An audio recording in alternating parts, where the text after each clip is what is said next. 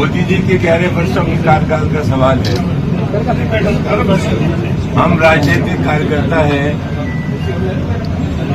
सरकार अपनी उपलब्धियों का बखान करेगी और हम ऐसा मान के चलते हैं कि 11 वर्षों में आम आदमी को निराशा मिली है, हताशा मिली है।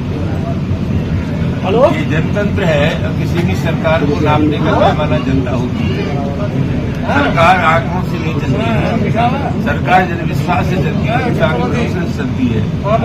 और उसके चलते मैं कह सकता हूं कि 11 वर्षों में सामाजिक तनाव बढ़ा है, आपसी सौहार्द बिगड़ा है। आम आदमी के पक्ष में जो काम किसी भी लोकप्रिय सरकार को करना चाहिए वो नरेंद्र मोदी की सरकार ने नहीं किया। ग्वालियर हाईकोर्ट में बाबा साहब की प्रतिमा लगाने का कुछ लोग विरोध कर रहे हैं, कैसे देखते हैं? मैं उनकी बुद्धि के लिए प्रार्थना कर सकता हूँ। हमारा परसों ग्वालियर जाने का कार्यक्रम था। तीन बार उच्च न्यायालय के मुख्य न्यायाधीश ने, मध्य प्रदेश उच्च न्यायालय के न्यायाधीश ने 3 बार आदेश दिए कि बाबा साहब की प्रतिमा मध्य प्रदेश की हाईकोर्ट बेंच की जो खंडपीठ है ग्वालियर में लगनी चाहिए, लेकिन कुछ सिलसिले लोगों ने उस मूर्ति को लगने नहीं दिया। और मैं ऐसा मानता हूं कि मूर्ति नहीं लग पा रही है, उसकी पूरी जिम्मेदारी राज्य सरकार की है।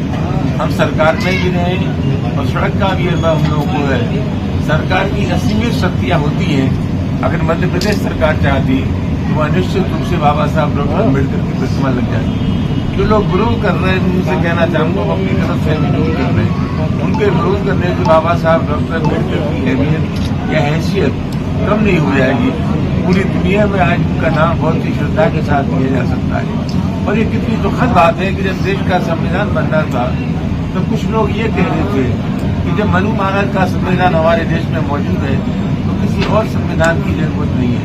ये उसी मनोवृत्ति के लोग हैं।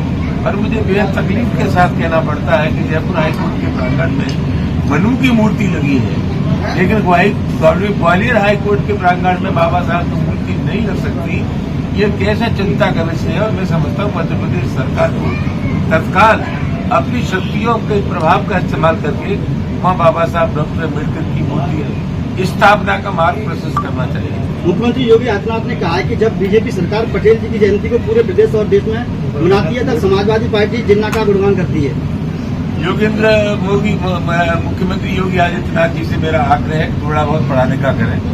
जब महात्मा गांधी की हत्या हुई थी तो महात्मा गांधी की हत्या के समय नाथूराम गोडसे ने जो हत्या की थी, नाथूराम गोडसे आरएसएस के कार्यकर्ता थे और सरदार वल्लभ भाई पटेल ने ही आरएसएस पर बैन लगाया था जब देश के वो गृह मंत्री थे।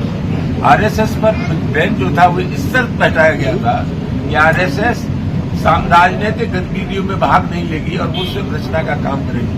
तो सरदार पटेल का जहां तक सवाल है, सरदार के पटेल की जो जयंती जो मनाते हैं इसका कोई मतलब नहीं है।